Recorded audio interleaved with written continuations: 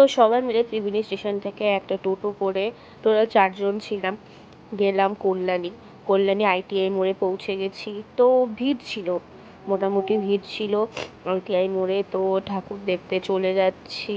তো তো দেখতেই পাচ্ছ, এই দেখো, এটা ছিল ফেমাস কল্যাণী ITI মোড়ের প্যান্ডেল। তো দেখতেই পাচ্ছ কতটা সুন্দর হয়েছে, খুবই সুন্দর হয়েছে ITI মোড়ের প্যান্ডেলটা। তারপরে আস্তে আস্তে ভেতরে ঢুকে গেলাম। ঠাকুরটা খুব সুন্দর হয়েছিল, মুখটা বলো, ভেতরের প্যান্ডেল, সব কাজ নিখুঁত, খুব সুন্দর হয়েছিল। কাজগুলো দেখতেই পাচ্ছ, খুব সুন্দর হয়েছিল। আর তারপরে দেখলাম বাইরে বেরিয়ে একটি মেলা ঠেলা বসেছে। তারপরে হেঁটে আবার বাইরে এসে একটা টোটো করে চলে গেলাম আমরা রথতলা। তো রথতলাতে লাইন ছিল, খুব লাইন ছিল। তো এটা হলো রথতলার প্যান্ডেল, দেখতেই পাচ্ছ।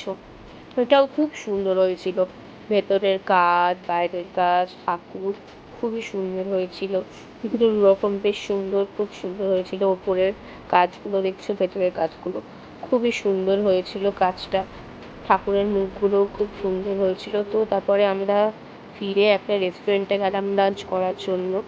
তো লাঞ্চ করলাম আমরা পোলাও, তারপরে মাটন আর বিরিয়ানি।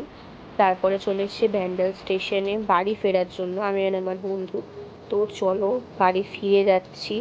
এবার আমি শ্রীরামপুরে চলে এসেছি, এবার বাড়ির সামনে চলে এসেছি অ্যাট লাস্ট।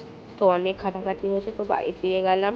তো কল্যাণী ঠাকুর দেখতে যাওয়ার নিউজটা এখানেই শেষ হচ্ছে। আই এম ভেরি এক্সস্টেড, কারণ বেরিয়েছি সেই 10:30টায়, এখন বাজে হলো 7:30। এখন বাড়ি ফিরছি, মানে অবস্থা, পায়ের অবস্থা খুব খারাপ, ট্রিটমেন্টের অবস্থাও খুব খারাপ।